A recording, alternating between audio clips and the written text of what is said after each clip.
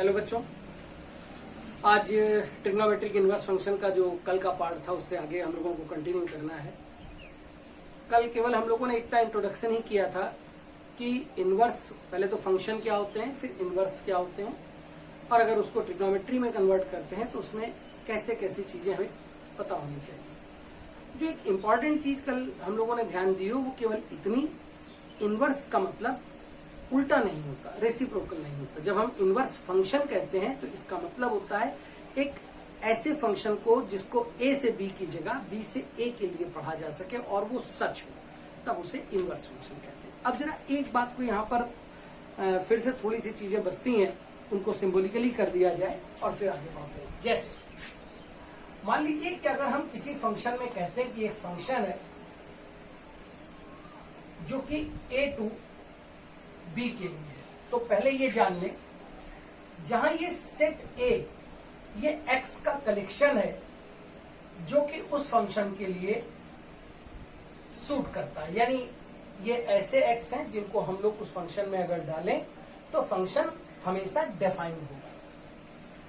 लेकिन ये जो सेट बी है ये कोडोमेन है। अक्सर हम बहुत सारी जगहों पर थोड़ा सा कंफ्यूज होते हैं कोडोमेन और रेंज को लेकर। अभी उस पर भी बात करेंगे, लेकिन पहले इसको थोड़ा और समझें। जब हम फंक्शन में आपसे ये कहते हैं कि मुझे दिए गए फंक्शन का इनवर्स चाहिए, तो इसका अर्थ ये हो जाता है कि अब वो मुझे ए से बी की जगह सेट बी से सेट ए के लिए होना चाहिए। इसका माने अब सेट बी के एलिमेंट इनवर्स होते टाइम एक तरह से इनवर्स वाले फंक्शन के लिए डोमेन का काम करते हैं, और इस कारण से वो सारी प्रॉपर्टी जो डोमेन में होनी चाहिए वो सेट बी में भी हमें दिखनी चाहिए। थोड़ा सा इसको और क्लियर करते हैं एक शब्द से, जिसे आप लोगों ने बहुत पहले पढ़ रखा होगा, मैपिंग। मैपिंग का मतलब होता है कि किसी दो सेट को सेट के एलिमेंट वाइज एलिमेंट कैसे कनेक्ट होते हैं उसको एक डायग्राम से दर्शाया जाना मैपिंग कहलाता है। ऐसी स्थिति में जैसे मानकर ये चलते हैं कि ये सेट ए है, तो सेट ए में जो एलिमेंट लिखे इन्हें प्री इमेजेस कहा जाता है।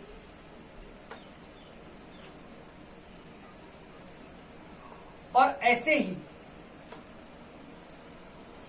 ये जो सेट बी है, मैं दोबारा बता दूं, इसे कोडोमेन कहा जाता है। याद रखा जाए, सेट ए को डोमेन कहते हैं जब पूरा सेट लिया जाता है। अगर उस सेट की कोई पर्टिकुलर एलिमेंट की बात करते हैं तो उसे प्री इमेज कहते हैं। जैसे मान लीजिए कि सेट ए में कोई तीन एलिमेंट ए, बी और सी है, और ऐसी स्थिति में यहां एक्स, वाई, जेड और ओमेगा है, तो ये जो कोडोमेन है वो एक सेट एक्स, वाई, जेड और ओमेगा है। जो फंक्शन है वो F such that A to B के लिए दिया जाता है। इसका माने हम इसको ऐसे कह सकते हैं कि F of X is equal Y. मतलब अगर हम एक्स की जगह ए रखें और सपोज करते हैं कि ए रखने पर जेड आ जाता है, तो ये एक पेयर बनता है जिसको ए कॉमा जेड कहना चाहिए।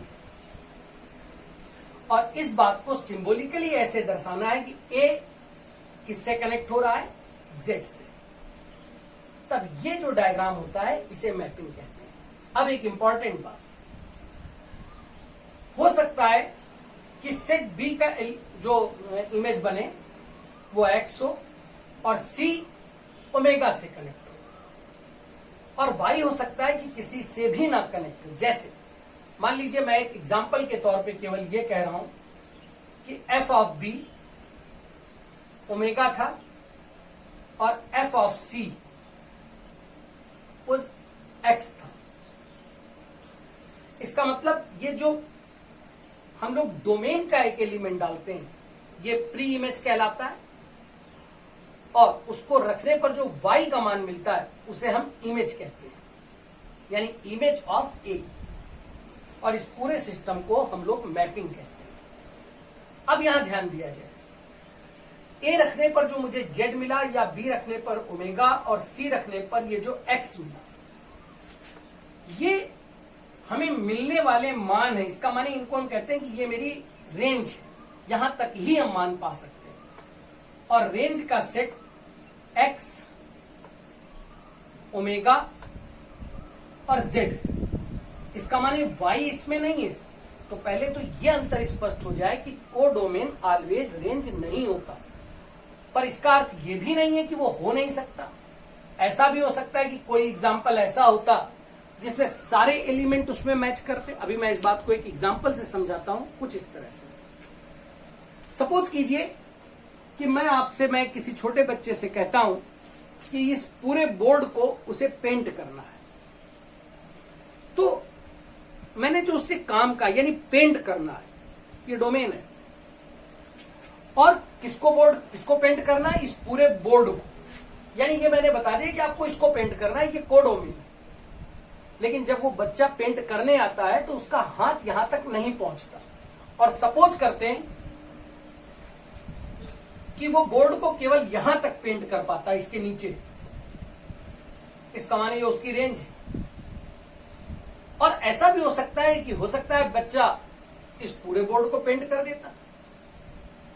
तो इसलिए पहले तो ये क्लियर हो जाए कि रेंज कोडोमेन ऑलवेज उसको इक्वल नहीं कहा जा सकता। कोडोमेन वो पूरा सेट है जिसके अंदर रेंज एग्जिस्ट करती है। तो पहले तो ये क्लियर हो जाए। जरा कुछ और दो बातें यहां से और हम लोग समझ लेते हैं।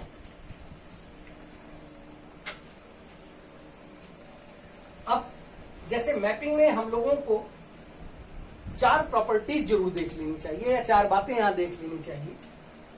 सपोज दैट मैं एक पहला एग्जांपल ले रहा हूं, f such that a to b,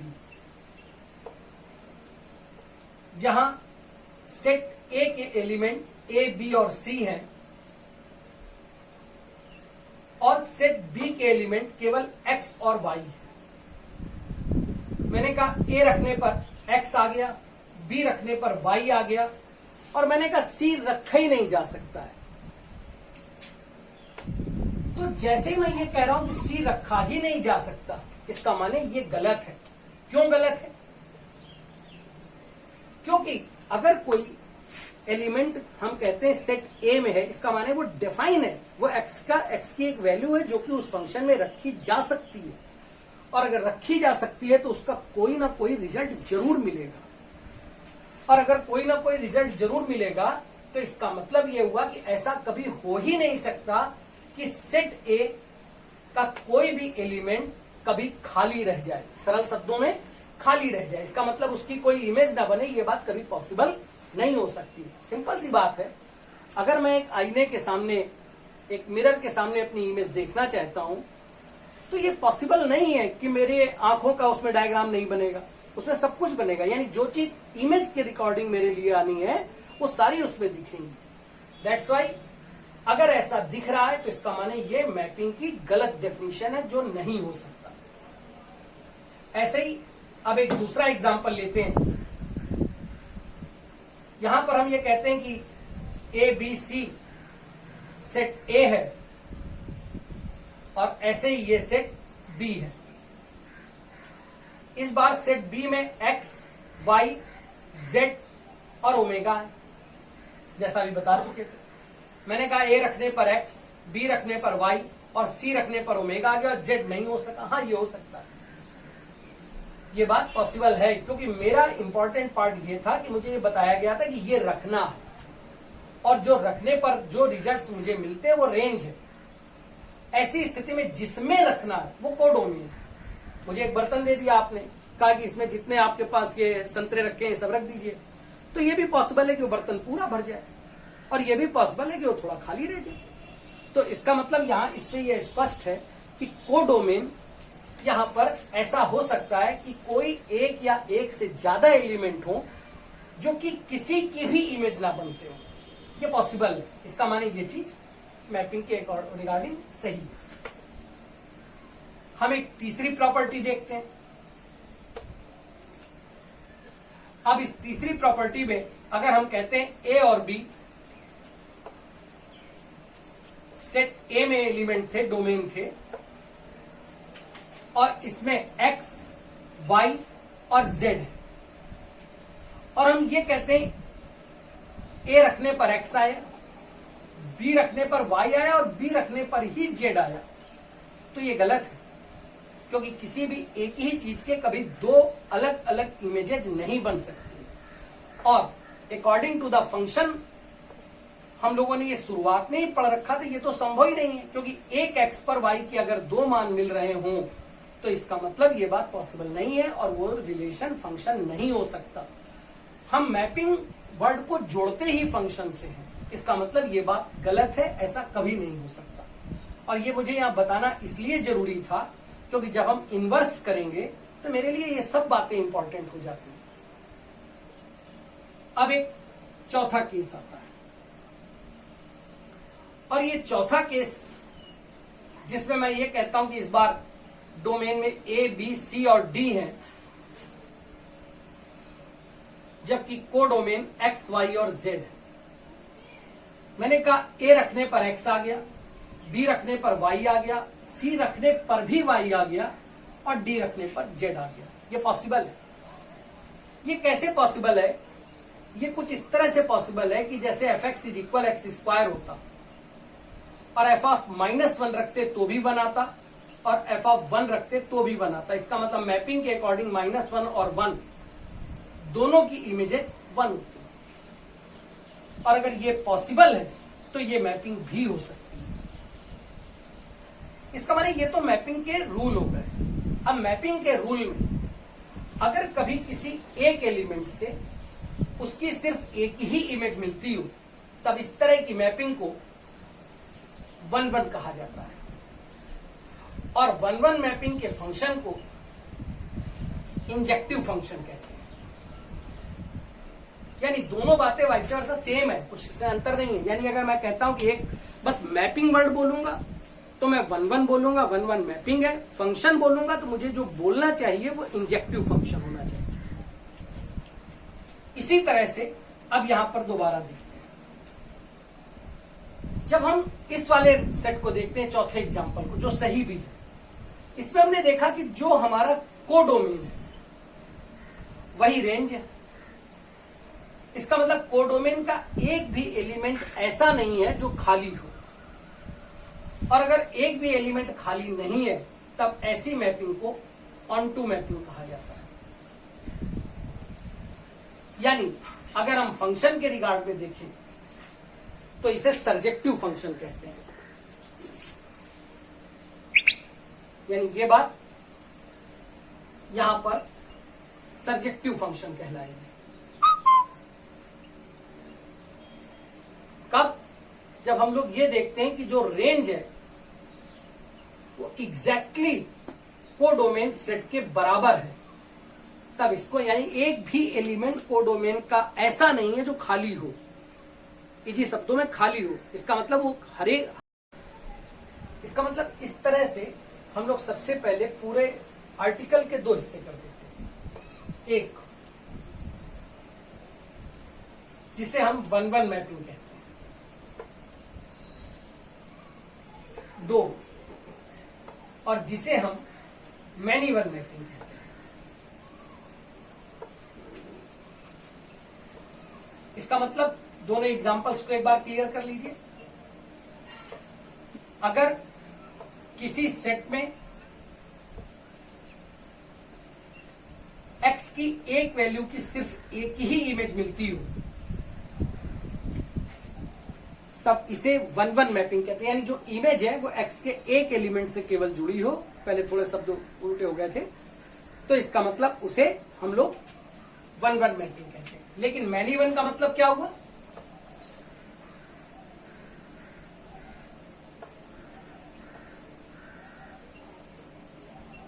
हो सकता है ए रखने पर भी वाई आया हो और बी रखने पर भी वाई आया हो। और सी रखने पर जेड आया। तब ऐसी स्थिति में ये जो इमेज है ये एक्स के डोमेन के दो अलग अलग एलिमेंट से मिलती है, यानी मैनी वन मैपिंग। तब इस तरह से मैपिंग को मैनी वन कहते हैं। ऐसे ही अब इसका जो तीसरा पार्ट आता है हम उसे ऑन टू मैपिंग कहते हैं। अब ये ऑन टू का क्या मतलब हुआ, जैसे अगर ये set A B C domain है और यहां एक्स वाई और जेड है, ए रखने पर एक्स, सी रखने पर जेड और बी रखने पर वाई। ये केवल एक जस्ट एक एग्जांपल है समझाने के लिए। तो हमने ये देखा कि जो कोडोमेन है वो एग्जैक्टली रेंज के इक्वल है।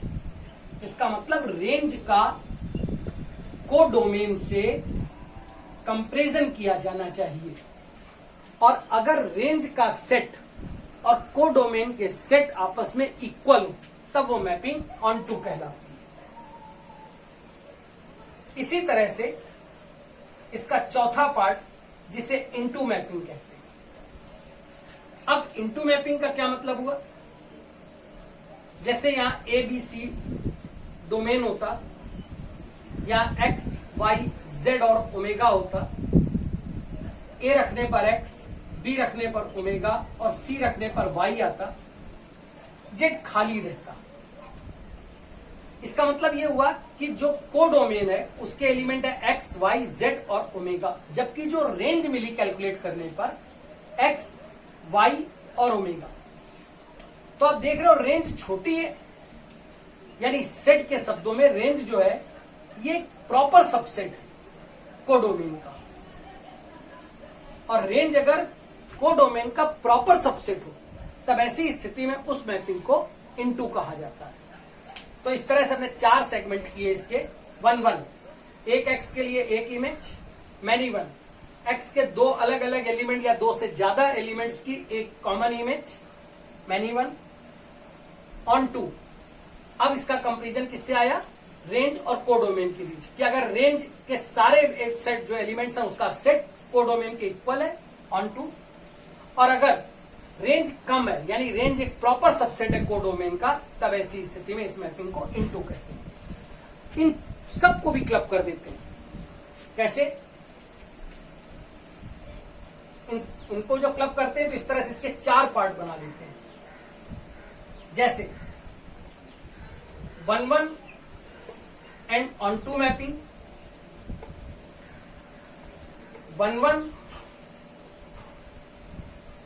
बट इनटू मैपिंग,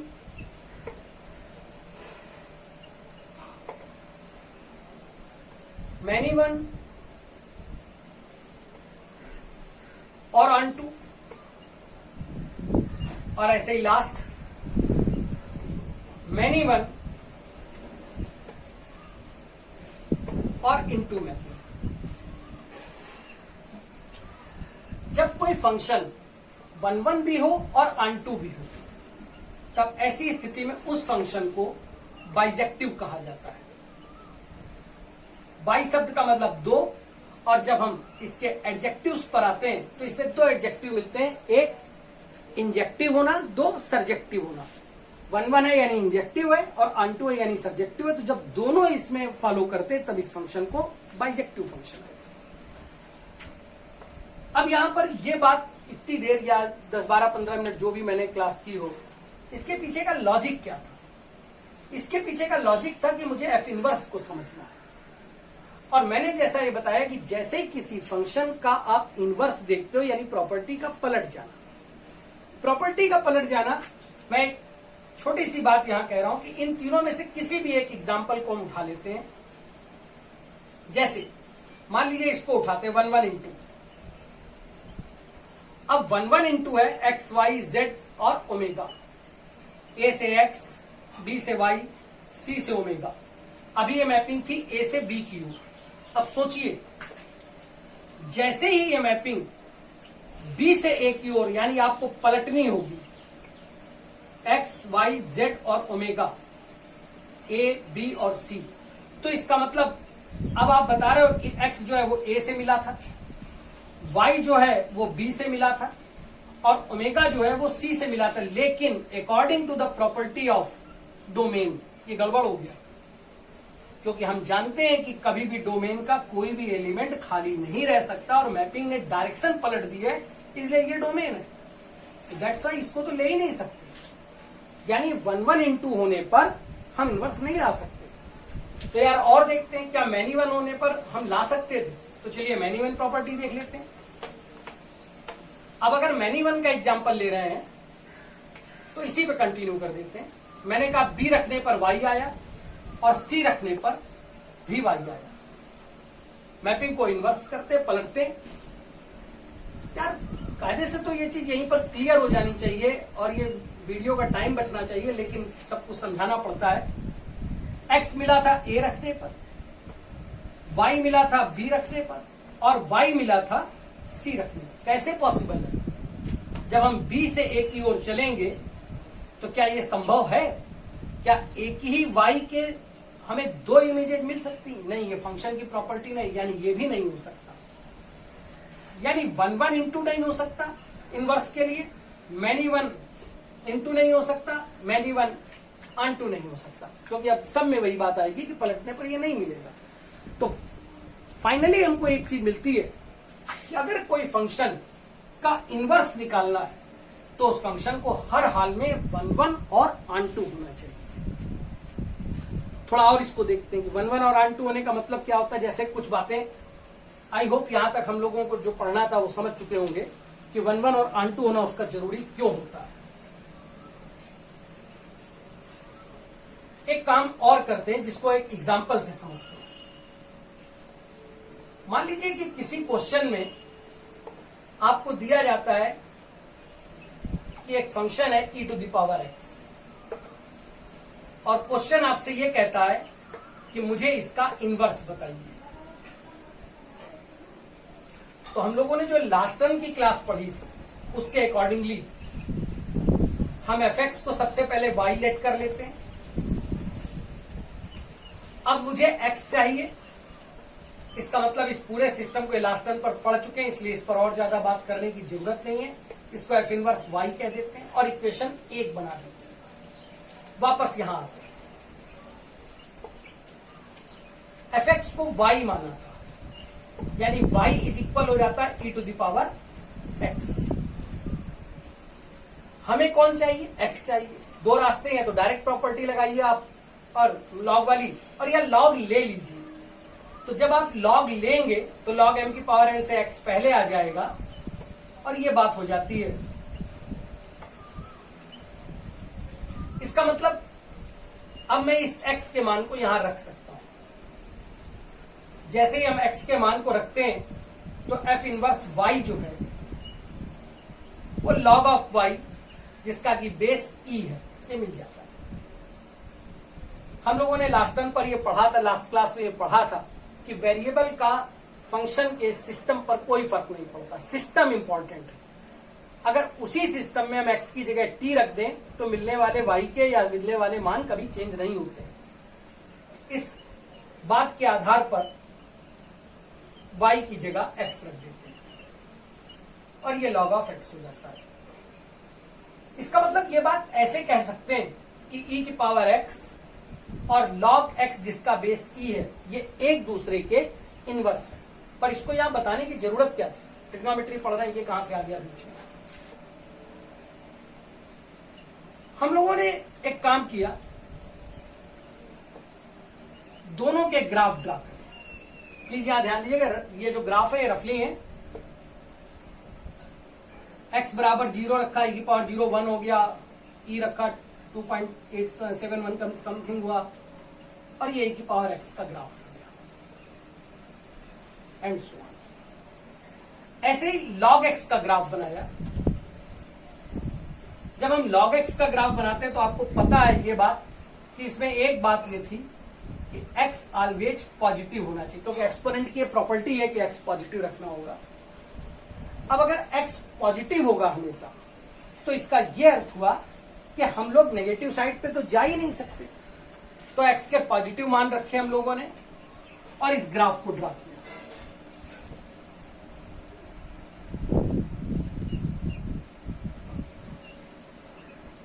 जब हम ये दोनों ग्राफ ड्रा कर लेते हैं तब हम एक इंपॉर्टेंट बात देखते हैं कि अगर हम एक स्ट्रेट लाइन ड्रा करें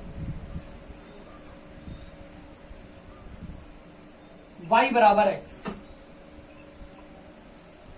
तो इस लाइन के रेस्पेक्ट में ये दोनों एक दूसरे की मिरर इमेजेज हैं।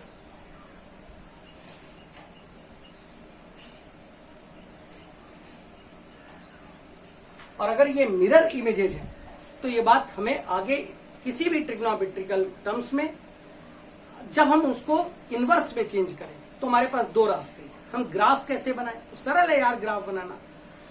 आप sin x का ग्राफ बनाइए और उसकी मिरर इमेज बना दीजिए y बराबर x के रेस्पेक्ट में। मिरर इमेज बनाते टाइम ये ध्यान रखना होगा कि इनवर्स तभी पॉसिबल है जब वो 1-1-1-2 हो। इसका मतलब अगर मुझे किसी जगह से भी उसके 1-1 होने में संदेह है तो मैं उस जगह के आगे का ग्राफ नहीं डिस्कस करूंगा, या ऑन-टू होने में संदेह है तो आगे का ग्राफ डिस्कस नहीं करूंगा।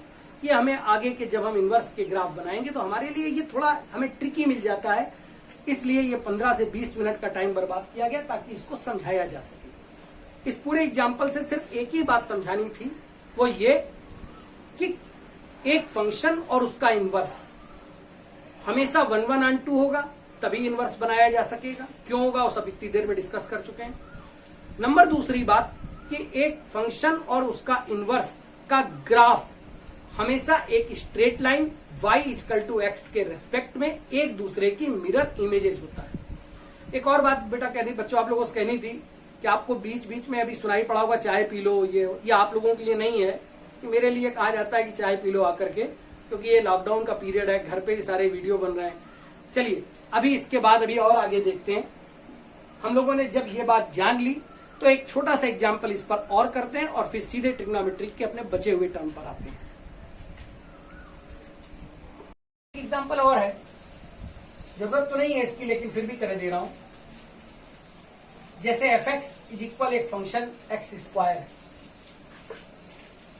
और जैसे ही हम लोगों से ये कहा जाए कि इसका f इनवर्स निकालिए, तो अब कैलकुलेट नहीं कर रहा हूं, डायरेक्ट लिखे दे रहा हूं, इसका f इनवर्स √(x) है। इस बात को जो मैंने अभी y बराबर x वाली लाइन के रेस्पेक्ट की बात समझाई थी उसको यहां दोबारा देखते हैं, इसलिए जरूरी है। x², जब आप x² का ग्राफ ड्रा करेंगे तो कुछ ऐसा होगा।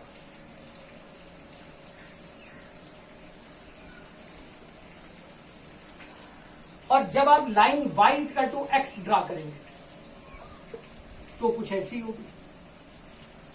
अब ये चीज √(x) है, इसका मतलब इस ग्राफ का बनना केवल तभी पॉसिबल है जब x ऑलवेज पॉजिटिव हो। अब अगर x ऑलवेज पॉजिटिव है तब इस स्थिति में केवल पॉजिटिव हिस्से में जो ये ग्राफ दिख रहा है इसकी मिरर इमेज हम लोगों ने जैसे इधर नीचे था उतनी मिरर इमेज यहां से यहां, यहां से यहां, यहां से यहां, यहां से यहां, ये करते चले गए। और ये अगर करते चले गए तो हमारा ये ग्राफ ड्रा हो गया। ये x² है और जबकि ये उसकी मिरर इमेज यानी इनवर्स इमेज √(x). बट यहां पर कभी कभी बच्चे कहते हैं कि सर नीचे ला करके इसकी भी हम लोग ग्राफ, इसका ग्राफ बनेगा नहीं नीचे आके, क्योंकि ये इस जगह से मिलेगा ही नहीं ना।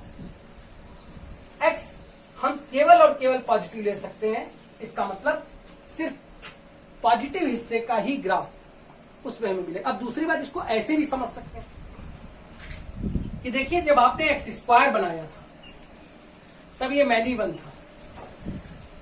क्यों? x की 2 वैल्यू पर y का मान सेम था। अगर हम x को 1 डालते तो 1 था और -1 डालते तो भी y का मान 1 आ रहा था, और मैनी 1 होने पर यह बात पॉसिबल नहीं थी। तो इससे ये बात हमें क्लियर हो जाती है कि इसका मतलब मैनी 1 था, दैट्स वाई ये पूरा इनवर्स में बदला नहीं जा सकता था। इसलिए इनवर्स में बदलने के लिए केवल उसका उतना हिस्सा लिया गया जिसमें कि वो ग्राफ 1-1 रह जाए, और अगर उतना हिस्सा लिया गया तो ये ग्राफ हो गया। अब यहां से 1-1 है, x की एक वैल्यू पर y का सिर्फ एक ही मान है। तो ये बात आई होप अच्छे से क्लियर हो जाती है। जो बात यहां समझाना चाहते थे मैं फिर एक बार जल्दी से बोल दूं, 1-1-2 होना जरूरी है इनवर्स के लिए। और दूसरी बात कि कोई फंक्शन और उसका इनवर्स हमेशा स्ट्रेट लाइन y = x के रेस्पेक्ट में मिरर इमेज होता है, मिरर इमेज होती है, और वो मिरर इमेज ऐसी होती है कि वो 1 1 2 के जितने नियम है उनको फॉलो करे। अब हम लोग ध्यान दें जहां से क्लास छोड़ी थी, ट्रिग्नोमेट्रिक टर्म। कल की क्लास को कंटिन्यू करते हैं। साइन इनवर्स एक्स हम लोगों ने जितना पढ़ लिया था प्लीज उससे आगे आइए। एक फंक्शन साइन इनवर्स एक्स है, एक्स के मान -1 से 1 के बीच केवल रखे जा सकते हैं। रेंज जो इसमें यानी जो इसके रिजल्ट्स होंगे वो जो एक्सेप्टेबल रिजल्ट होंगे वो -90 से +90 के बीच में होंगे, और इसका रीजन यही था कि उसको 1 1 2 होना चाहिए, इसलिए हम जैसे ही हम उसके ऊपर रिजल्ट लेते हैं 1 1 नहीं रह जाता है, सिर्फ इतने ले सकते हैं। एक यहाँ पर एक क्वेश्चन है जो किसी बच्चे ने मेरे से पूछा हुआ है कि मान लीजिए किसी क्वेश्चन में sign inverse x is equal 120 दिया जाए और ये कहा जाए find the value of x, तो क्या ये सही है?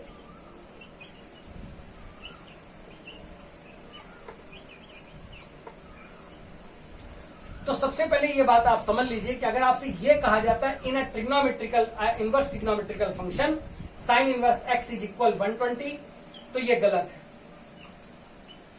अगर इनवर्स ट्रिग्नोमेट्रिकल फंक्शन शब्द का यूज है और आपसे कहा जाता है कि sign inverse x is equal 120, तो ये गलत है, क्योंकि 120 90 के बाहर है, और अगर ये 90 के बाहर है तो ये क्वेश्चन एग्जिस्ट नहीं करता इनवर्स में।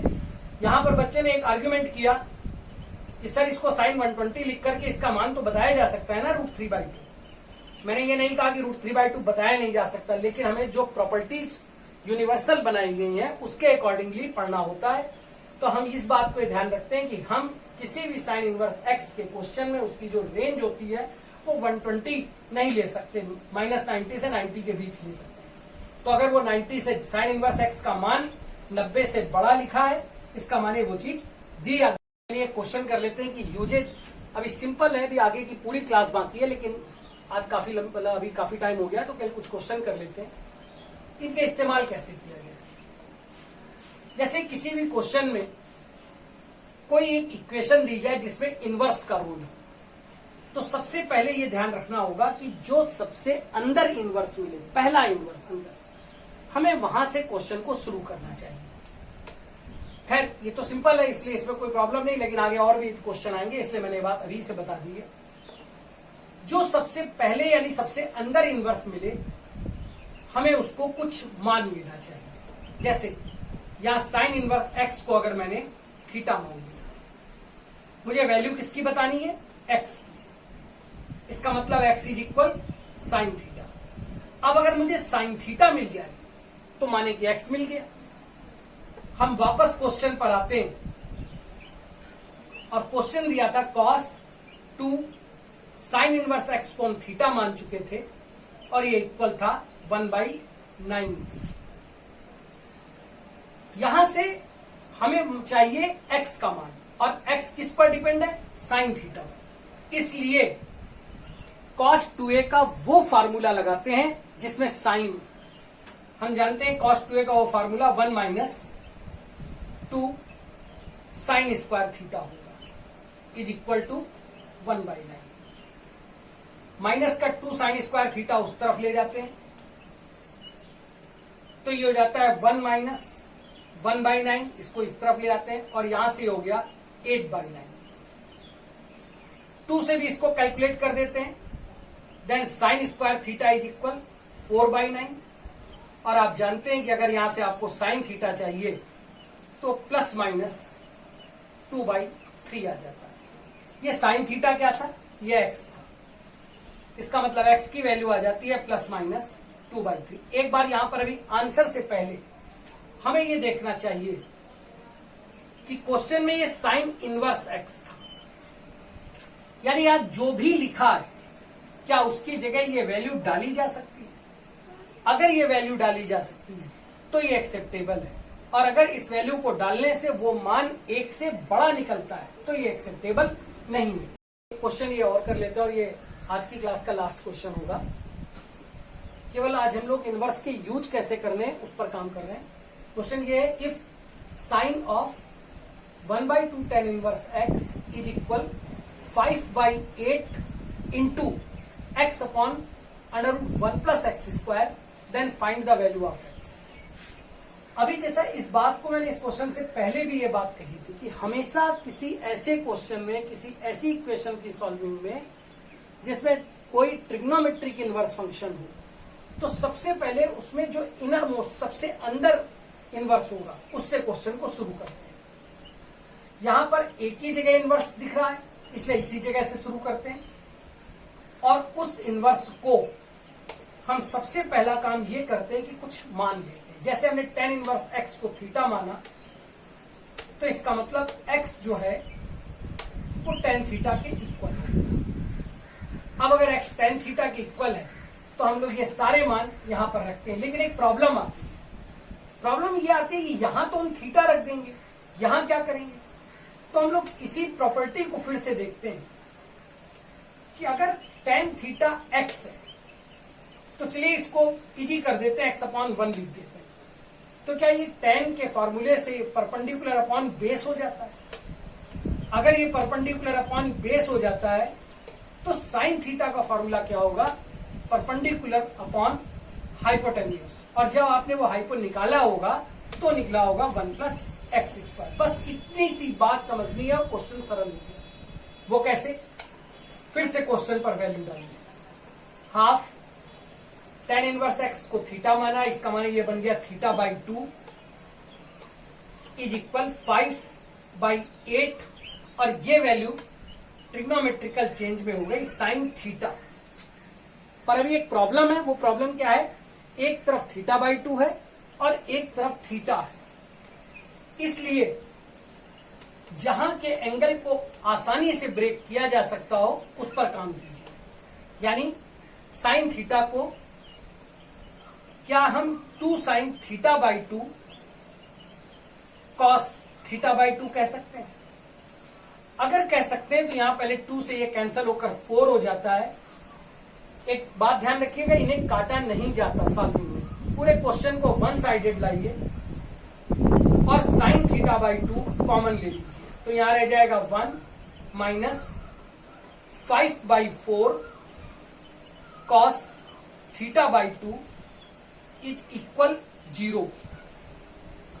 और अगर दो चीजों का प्रोडक्ट 0 है तो किसी एक का 0 होना जरूरी है। इसका मैंने पहली बार हम ये मान के चलते हैं कि हो सकता है साइन θ/2 0 होता। अगर साइन θ/2 0 होता तो θ/2 की वैल्यू क्या क्या हो सकती थी? हो सकता है वो 0 डिग्री होती, हो सकता है वो पाई होती, ऐसे ही और भी हो सकती। इसका माने अगर हम थीटा की वैल्यू देखते तो हो सकता है वो 0 डिग्री होती, हो सकता है वो 2 पाई होती। लेकिन अब इस 0 को हम अपने क्वेश्चन में रख के देखते हैं, चाहे यहां रख ले और चाहे यहां रख ले। अगर थीटा 0 है तो tan 0 का मान 0। इसका माने जब यहां पर हम रखेंगे थीटा का मान 0 तो यहां इक्वेशन को, यहां प्लीज ध्यान दीजिए, इक्वेशन देखते हैं कि क्या दी गई इक्वेशन सेटिस्फाई हो रही है, यानी हमें चेक करना है। और 0 रखने पर हम ये देखते हैं कि हाँ इक्वेशन सेटिस्फाई हो रही, जबकि बाकी किसी वैल्यू पर ये इक्वेशन सेटिस्फाई नहीं होती है। दैट मीन्स अगर थीटा 0 लिया जाए तो tan 0 जिसका मान 0 यानी x = 0 उसका एक सोल्यूशन हो सकता है। पर क्या ये पूरा सोल्यूशन है? नहीं, क्योंकि प्रोडक्ट है। और अगर प्रोडक्ट है तो इन दोनों का प्रोडक्ट 0 है। इसका नहीं, ये भी 0 होता है और ये भी। तो अब दूसरी बार जब इसको 0 किया, माइनस उधर ले गए और cos θ/2 लाए तो ये वैल्यू हो जाती है 4/5। लेकिन हम जानते हैं कि हमें x चाहिए और x हमें तब मिलेगा जब हमें वैल्यू पता हो tan थीटा की। अभी क्या मिला है? cos θ/2। फिर बात ध्यान दीजिए, क्या ये बेस अपॉन हाइपोटेन्यूज है? और अगर ये बेस अपॉन हाइपोटेन्यूज है तो इससे जिसको मैं इजिली कैलकुलेट कर सकता था वो था tan θ/2। जब tan θ/2 को हम कैलकुलेट करेंगे तो ये वैल्यू क्या हो जाती है? बेस कितना था? 4, हाइपोटेन्यूज 5। इसका परपेंडिकुलर क्या आया होगा? 16, यहाँ सॉरी 25 - 16, इसका माने 9 आया। तो परपेंडिकुलर कितना हो रह गया होगा? 3। तो tan θ/2 कितना आ गया? परपेंडिकुलर अपॉन बेस या 3/4। चेक कर लीजिएगा प्लीज कैलकुलेशन की सही है यहाँ तक या नहीं है, क्योंकि ये मेरे साथ साथ आपकी भी जिम्मेदारी हो जाती है।